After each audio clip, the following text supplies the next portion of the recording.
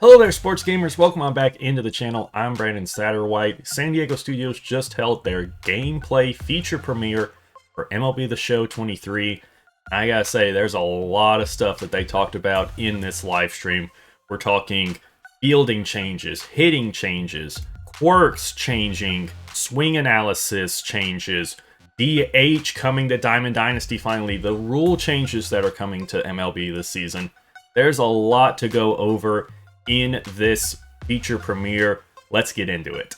Sports Gamers Online is the #1 source for the sports gamer. Alright, so here we are. MLB The Show 23 makes gameplay changes based on community feedback, and we'll get into that in a minute, but let's go through all the things that they talked about in this live stream. And it started with the Fielding Overhaul.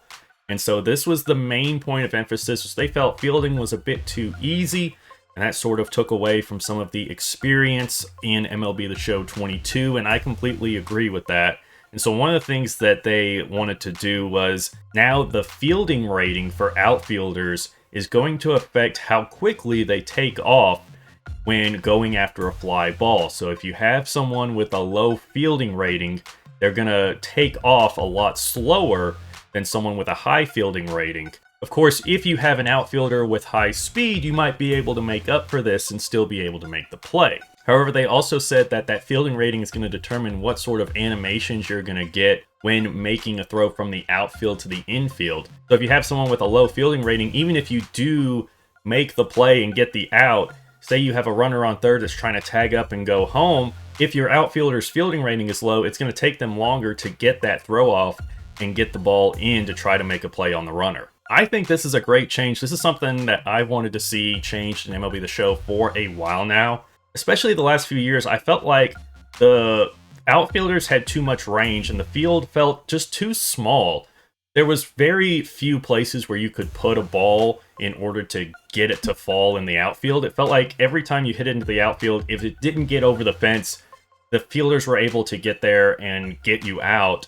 Even if they were super slow, like Babe Ruth with 40 speed was able to play like he's Ricky Henderson. And this is something I talked about in my MLB The Show 23 wish list. And, I mean, they're doing it. And so I'm very happy to see that. Hopefully, this means that outfielders in general will be slower. They won't have near the range that they've had in the last few games. And that will allow more balls to fall for base hits. And also, the throw meter is now changing. Of course, this only affects you if you use button accuracy setting for throwing to bases. If you use just buttons or analog, then that doesn't affect you here. But most people, I think, use the button accuracy meter because it has been so easy to use for a while now, and that's why they're making this change where now that sweet spot region is going to move as you're trying to make your throw based on how difficult of a throw you're trying to make. So it's going to be similar to how in NBA 2K this year now the perfect region in the shot meter moves based on what sort of shot you're trying to take. This meter is also going to move the area that you're needing to hit, so it's going to make it a lot more challenging.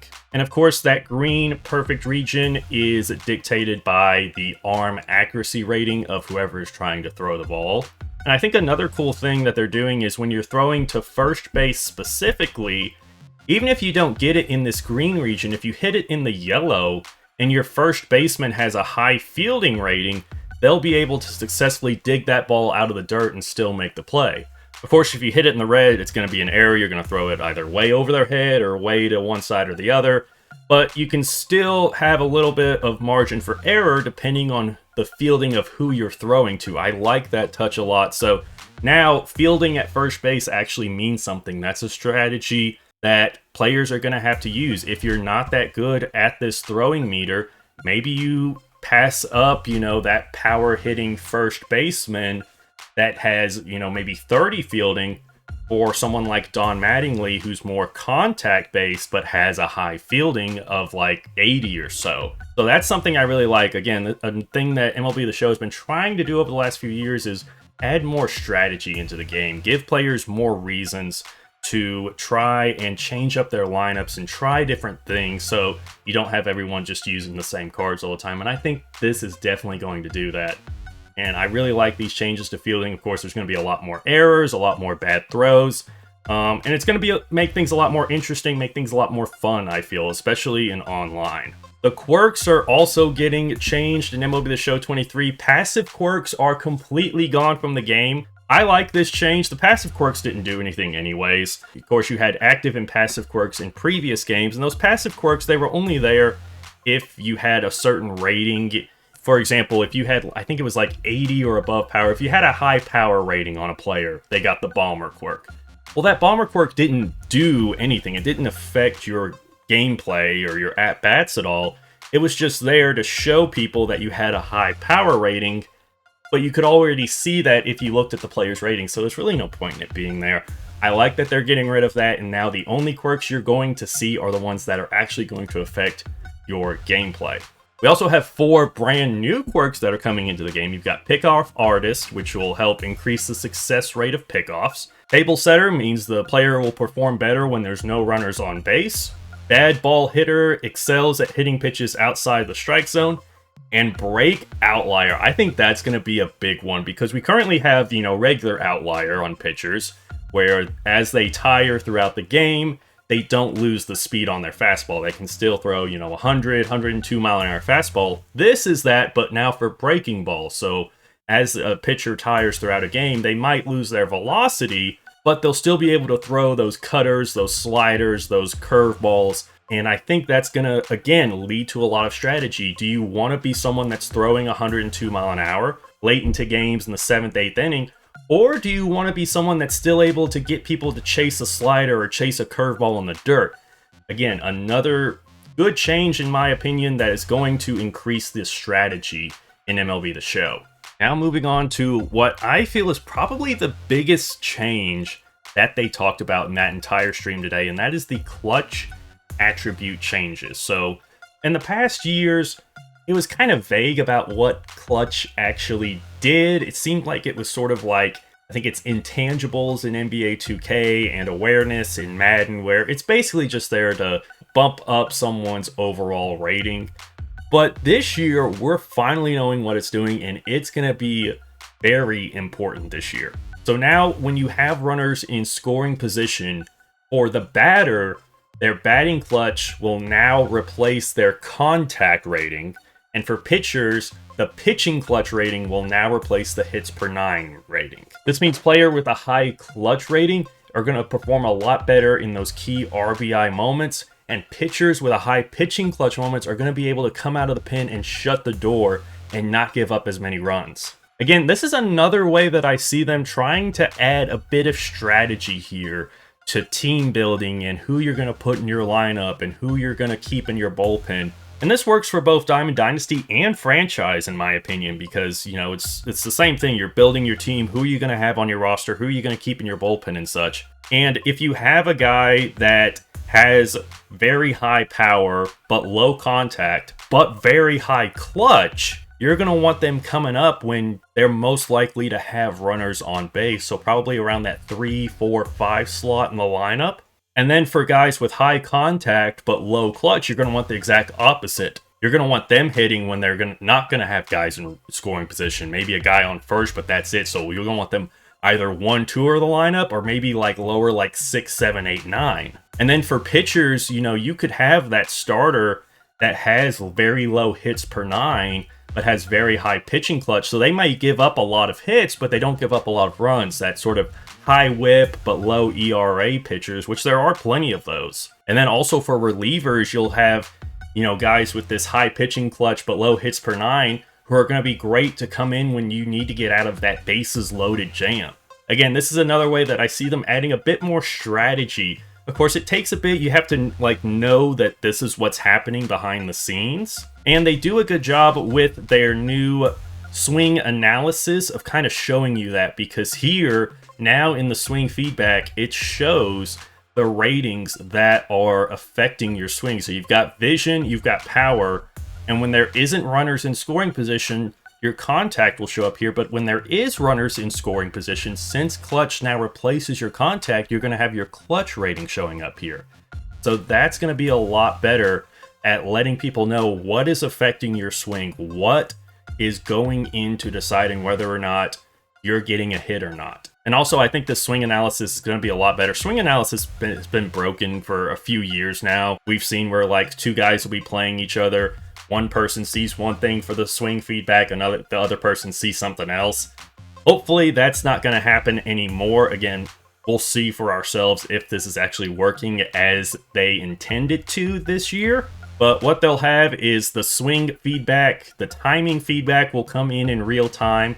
And then also now you have your PCI here, and you'll get to see that. And also they've added this little dot here in the center as sort of that bullseye that you're going to be aiming for, your perfect area that you're going to be hoping to get. But they did say up front, the swing timing is the most important part of the swing. It is first and foremost the thing that is going to decide if you are going to be hitting well or not. And then PCI placement is next. And then also down here at the bottom, they've added, along with your contact rating, the exit velocity and launch angle, which I think is really cool to see down there. They've also changed up the gameplay styles a little bit. So of course there are 3 gameplay styles in MLB The Show: the casual, simulation, and competitive. They say casual and simulation, they felt pretty good about where they were at. They did make a few changes, but competitive, they were not happy at all with how it was playing, and they completely reworked it from the ground up, they said. And of course, this is the gameplay style that you see in all facets of Diamond Dynasty, whether it be online or offline. And one of the things that they did change was now the outer part of your PCI, which is determined by your vision rating, is now 50% smaller in competitive as compared to casual and simulation. So you see here with Andrew McCutchen, you have a 62 vision rating, but the outer part of this PCI is much smaller in competitive. And so this is going to hopefully cut down on the number of foul balls that we see. That was something that they said they didn't like, seeing the number of foul balls where people were, just reaching out of the zone on those very early or very late swings and getting rewarded with an extra pitch.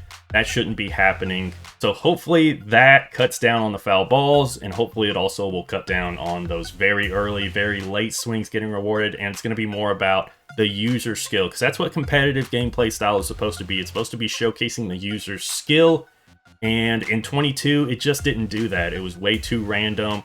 I talked about this a lot in my things I didn't like about MLB The Show 22 video, and hopefully they have taken that feedback from the entire community basically, and it seems like they're trying to work on that. At least they're giving it their best effort here to try and make it better. Also, there's a lot of rule changes going into MLB this year, and a few of them will be reflected in MLB The Show 23.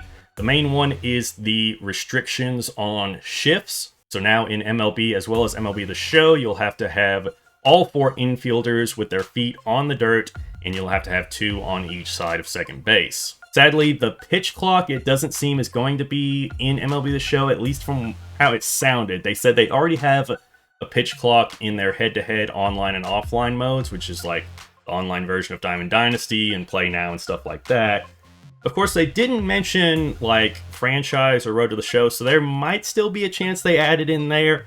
I'm not sure. I don't think so, but it's possible. They didn't specifically say if it would be in those modes or not. Also, with the pitch clock came a pick-off limit, and they said that will not be in the game because when you exceed your pick-off limit, it turns into a balk, and it just would be very hard in terms of gameplay balancing in order to put that in there in a way that people wouldn't exploit it. But the biggest rule change coming to MLB The Show this year actually came to MLB last year in the form of the Universal DH, and we're finally getting the Universal DH in Diamond Dynasty, something we've been wanting for a while now. As you can see here on the new lineup screen, you have the DH slot down here, so every lineup you play with in Diamond Dynasty will now have a designated hitter. You can put anybody you want there, including two-way players, so that is another thing that they have finally fixed for MLB The Show. I wish they would have done it last year when Shohei was actually on the cover, but they didn't. But they have it now where pitching two-way players have secondary positions. So now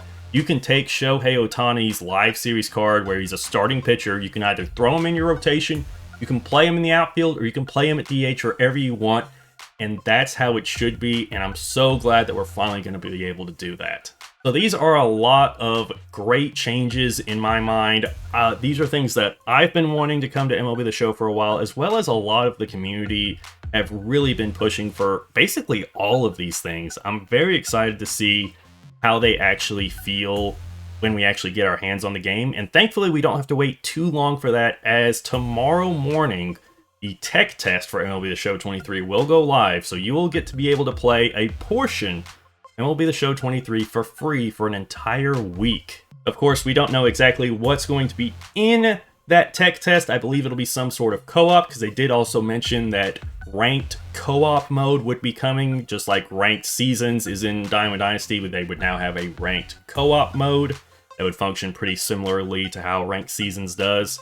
I figure a play versus CPU, a lot of Diamond Dynasty stuff, maybe BR, maybe events, something like that. But all you need in order to play the tech test is you must be 18 years or older in the US or Canada and have an internet-connected console, so you can download the tech test from your console storefront, and then you can play the game for a week for free to see what you think of these. Do you think that these changes are actually going to work? That's a big question for myself. You know, we've heard some things from SDS in the past about what they wanted to change, and they didn't quite work out how they had intended. And, you know, we're not sure for certain if these will. Hopefully they will. You know, I'm willing to give benefit of the doubt. It's the first feature premiere. These sound like a lot of things that we have been saying we want, and they are at least trying to give us what we want. So hopefully it all works. We'll find out tomorrow. Once we get our hands on the tech test, I'll be putting out more content here on the channel for that. So make sure you subscribe and don't miss out on any of our videos. Also, if you enjoyed this video, make sure to leave it a like. You can follow us on Twitter and also join our Discord to get in on the conversation for yourself. For all MLB The Show news and updates, stay tuned to Sports Gamers Online. I'm Brandon Satterwhite with SGO. Thank you for watching.